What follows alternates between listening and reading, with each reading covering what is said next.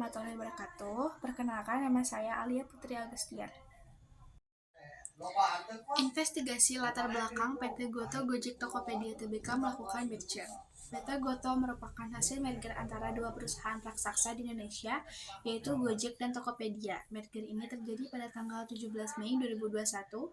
Sebelum melakukan merger, Gojek dan Tokopedia merupakan perusahaan teknologi terbesar di Indonesia dengan valuasi masing-masing 10,5 USD miliar dan USD 7,5 miliar. Melalui merger ini, model bisnis Goto mengkombinasikan layanan e-commerce, pengiriman barang, pengiriman makanan, transportasi, dan keuangan.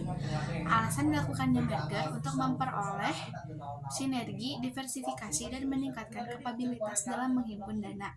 Selain itu, merger juga dapat menjadi alternatif bagi perusahaan untuk memperluas usahanya. Perusahaan juga dapat melakukan akuisisi sebagai upaya pengambilan alihan kepemilikan perusahaan oleh pengakuisisi dengan cara pembelian saham perusahaan yang diakuisisi melebihi saham 50%, termasuk meningkatkan keunggulan perusahaan bersaing di pasar global, memberi pelayanan terbaik kepada konsumen, meningkatkan pangsa pasar, meningkatkan sinergi operasional, atau menciptakan efisiensi yang lebih baik lagi terhadap perusahaan.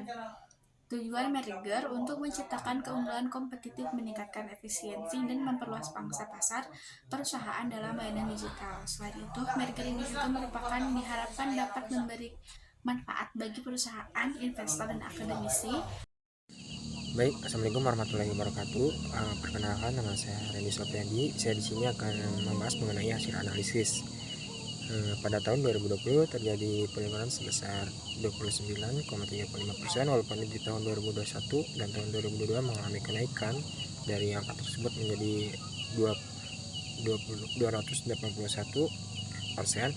CR menunjukkan bagaimana aset lancar perusahaan dapat memenuhi liabilitas lancar yang akan segera jatuh tempo. Penyebab penurunan ini adalah karena nilai current liability Goto yang terus mengalami kenaikan, yang diikuti dengan penurunan nilai aset walaupun tidak signifikan. Hal ini yang menjadi indikasi penurunan current ratio PT Goto Gojek Traveloka Tbk.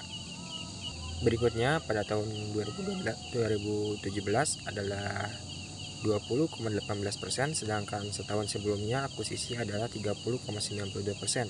Tahun 2018 mengalami penurunan yaitu sebesar 30,52%. Namun setelah akuisisi dan merger yaitu tahun 2021 dan 2022 mengalami kenaikan walaupun tidak signifikan, yaitu sebesar 10,99% dan 11,85%. Saya akan menjelaskan analisis persepsi publik terhadap merger antara Gojek dan Tokopedia. Dapat dilihat dari beberapa sudut pandang yang terungkap dalam penelitian tersebut. Nomor 1, dampak pada persaingan usaha. Terdapat perhatian terhadap dampak merger terhadap persaingan usaha, di mana KPPU belum memberikan penilaian terhadap proses merger tersebut apakah berdampak pada praktik monopoli atau tidak. Selain itu, perlu dilakukan notifikasi atau laporan ke KPPU atas kegiatan merger tersebut sesuai dengan peraturan yang berlaku. Yang kedua, koordinasi pasca merger. Koordinasi pasca merger menjadi hal yang penting untuk diperhatikan karena koordinasi yang buruk dapat berdampak pada efektivitas merger. 3. Framing berita media massa.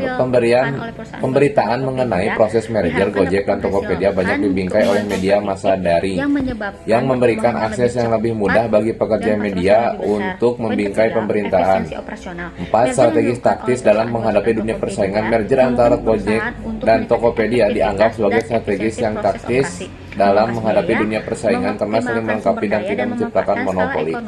Dengan demikian, analisis persepsi publik terhadap merger antara Gojek dan Tokopedia mencakup aspek-aspek seperti dampak pada persaingan usaha, koordinasi pasca merger, framing berita media massa, dan strategis taktis dalam menghadapi dunia persaingan. Menggabungkan budaya dari masing-masing perusahaan setelah merger.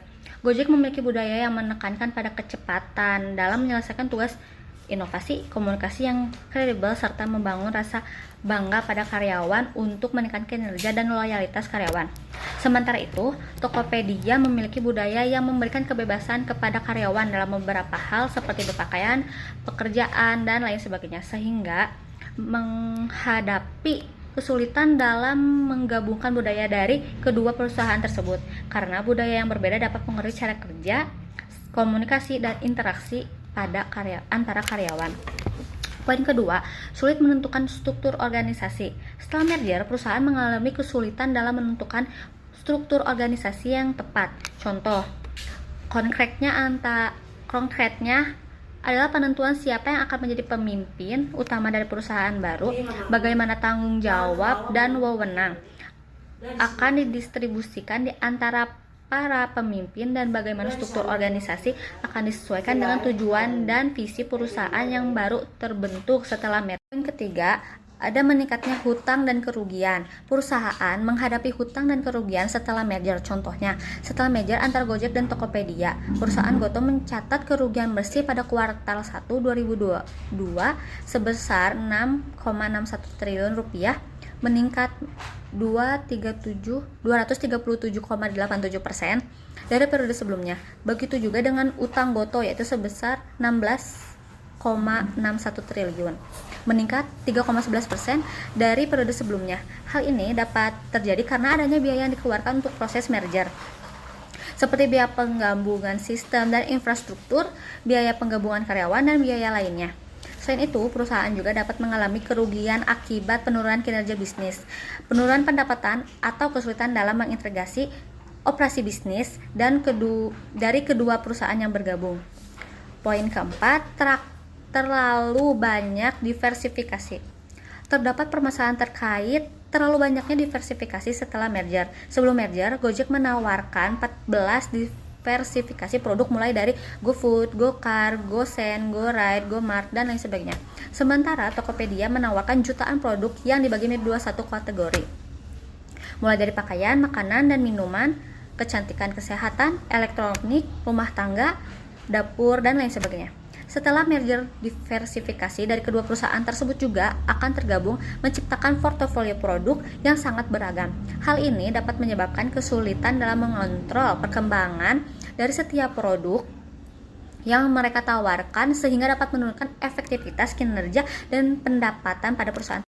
Kesimpulannya, dengan mempertimbangkan sentimen yang tadi disebutkan, dapat disimpulkan bahwa merger antara Gojek dan Tokopedia memiliki potensi untuk memberikan manfaat. Dengan mempertimbangkan sentimen-sentimen tersebut,